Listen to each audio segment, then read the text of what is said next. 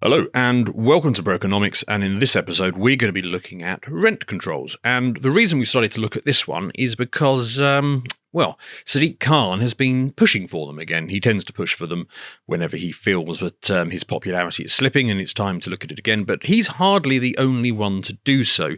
Leftist politicians in large cities love to turn to the option of rent controls, so we're going to be digging into this to find out if they are in fact a good idea or not. Now, let's start with that. We could pick many examples from Mr. Khan, but here's a tweet from him pushing the idea, and there's also one from Jeremy Corbyn. So favourites of the left here and everywhere else. So let's start with a little definition. What are rent controls? Well, it's basically a government policy designed at regulating the housing market by setting limits on how much landlords can charge tenants for rent. The primary idea is to make housing more affordable. Doesn't actually tend to do that for low-income individuals and families, and preventing excessive rent increases and making sure that house costs do not outstrip wages. It is a question of addressing the symptoms of a problem rather than the actual problem, but that's the one that they tend to go for. Now, there are various different types of rent control that you can go for. There's a rent ceiling. Tends to be the most common one. It's certainly what we tend to think of when we talk about rent controls, and it basically just sets a maximum upper level on rent that a landlord can charge for a particular area or building, or however nuanced the policymaker wants to get on it.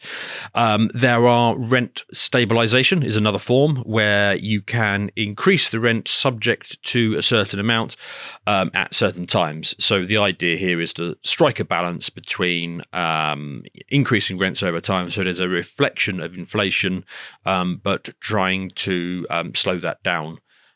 So it is a bit of a halfway house. And then there's vacancy controls, which basically regulates the rent that can be, the increase in rent that can be charged on a property after a property becomes vacant. So you can't use one tenant leaving to push up the price on the next one. The idea being is it should disincentivize you from turfing people who are established in their area out of an area because you can get higher priced tenants coming in. So various forms that can be tried. It tends to be the first one. It tends to be just the ceiling, but it can be any combination of those. So let's start with trying to make the case for why it is felt that these are desirable things. Let's watch this video where somebody explains why they feel that they need it. I've been holding on to this all this time. Final notice: pay rent or vacate. My husband was sick.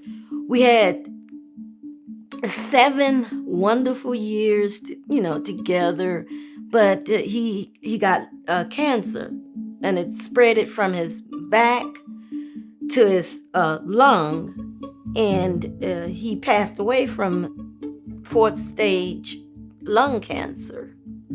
I lost my best friend. When he passed away, all income ceased. The landlord came and told me, with no sympathy, you got to get out. If you can't pay, you got to go. Okay, now obviously this set of circumstances is awful. It's very regrettable, and it would be great if we lived in a world where bad things didn't happen. And it's very understandable that we should feel sympathy for this unfortunate woman. And, we can presume that this landlord of hers, is at least wealthy enough to own one spare property. Maybe he owns many. But it could just be one. It could be the landlord moved in with his wife when they married and he started renting out his own home. So we don't know the set of circumstances behind this, but what we do know is that for very unfortunate reasons, this woman is unable to pay her rent and has been now faced in the situation of being asked to move out of it. Now, probably the reason why the video is covering this and coming at it from such a sympathetic disposition to the renter is because of the perceived power dynamic that's going on here that tends to drive a lot of leftist thinking. The landlord is higher up on the power dynamic and therefore bad. But to be fair, we could reimagine this situation. It could be that, say, this woman works in a small business, a small office or a cafe or whatever it was, and due to unfortunate circumstances, the business is unable to pay her wages. It could be just as unfortunate set of circumstances as she herself is in here, but for whatever reason, it's afflicting the other side of the equation. It's afflicting the business that she works for, and this business has said, "Look, sorry, we're not going to pay your wages anymore." And so she then turns around and says, "Well, if you're not going to pay my wages, I'm going to withdraw my labour. I'm going to stop turning up. I'm going to stop doing any work for you." Do we really think we would then get a video sympathetic to the employer, where we say, unfortunate things have happened, and, just because they can't pay this woman's wages anymore, it is unreasonable that she should no longer continue to turn up and do her job just because she's not getting paid? That's effectively the same thing that's going on here from the other side. Now, wouldn't it be nice if we didn't have to pay our bills? But unfortunately we do. And, why does it have to rest on the landlord in this set of circumstances as to, if the rent payments can't be made, that the tenant should continue to live there? So that's the context of the emotional side of looking at this issue. So you can understand why a lot of people are attracted to thinking about it. Rent controls themselves are certainly not a new policy. You can even find vague references to them going a very long way back. I mean, there were vague references to them in Roman and Babylonian times. So the idea of fixing rent is by no means new. In more modern times, the real renaissance of this policy would have been around World War I and the interwar period, because there was certainly a housing shortage during that period, because obviously if people are blowing stuff up, they're not building new houses, and a lot of the existing housing stock would have been damaged. So many countries at that time introduced rent control policies as an attempt to keep people homed. And in the, that continued obviously after the Second World War. Again, significant destruction. People were taken out of the construction industry, and so again there was this crunch on the supply of new houses that were available, and a lot of people returning from these wars needing, who have been impoverished by not working, and the economy has suffered. So it was really around the sort of war period that it started to become an active issue. And in more modern times, there are various good examples of where this is currently operated today. Perhaps one of the most famous of those is going to be New York City. So New York City, they've had rent control policies in place since the 1940s. And they tend to go for the rent stabilization method, where you can increase the price, but by very limited increases. And certainly with the amount of inflation that we have now, it has dramatically outstripped the amount of rental increases that is allowed on the properties. Now, there are going to be many good examples of anomalies that occur within New York rents.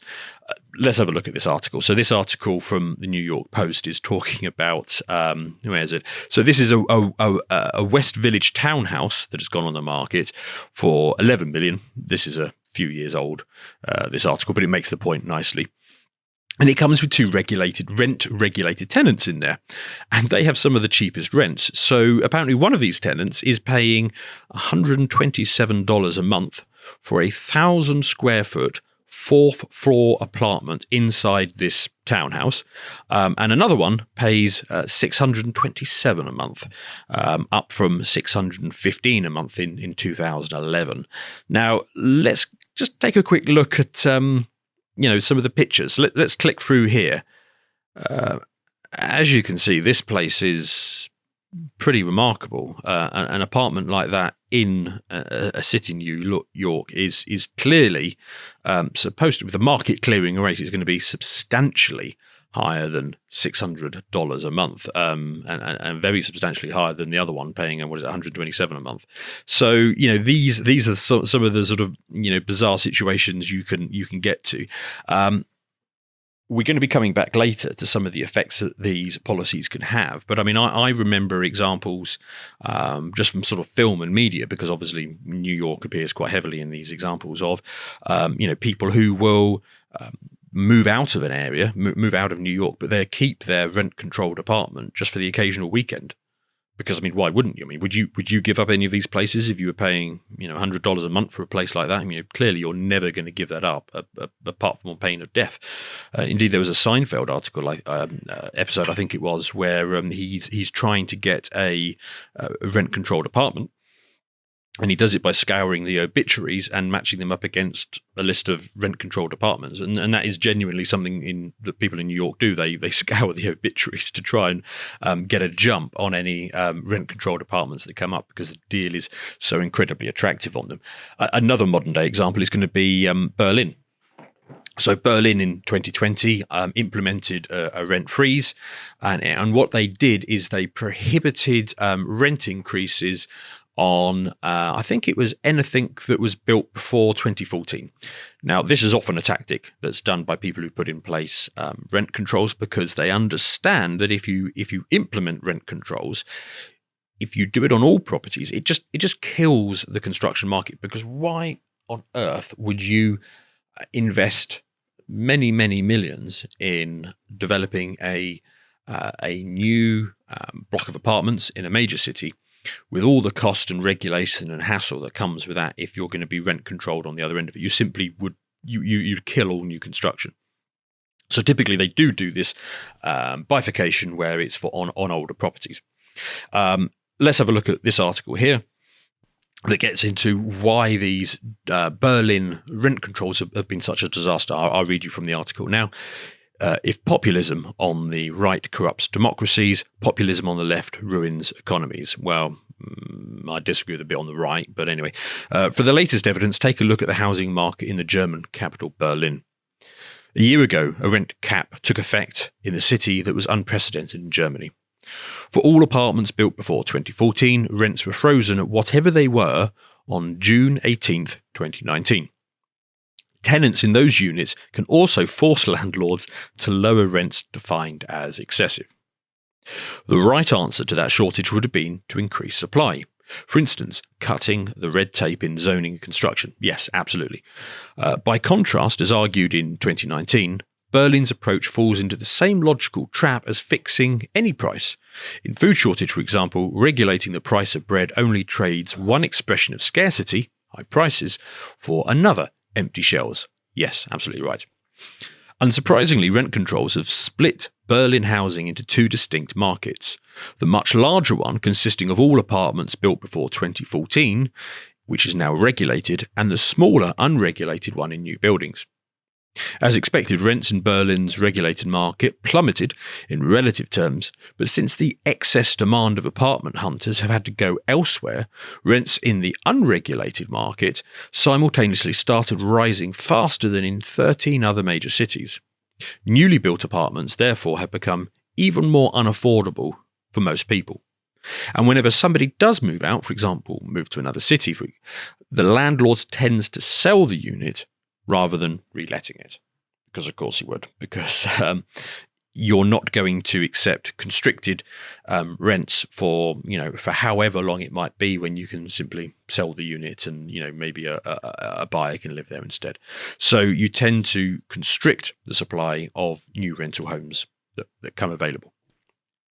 Sweden, they are also another current example. There have been rent controls in Stockholm since the 1960s, and it's resulted in a very regulated market. And while it has controlled rents for some tenants, it has also contributed to the long waiting lists of rental properties and increase in a lot of informal renting agreements. So this is typically what rent controls do. They tend to favour established renters. It's great for them because their rents get controlled, but what it's not great for is everybody else. And it's very easy to see how even after a short term, this rent control policy moves from helping people, because on day one, of course, it does help people, but on any future period, you're just bifurcating that market. You're making it worse and worse for people who are trying to rent.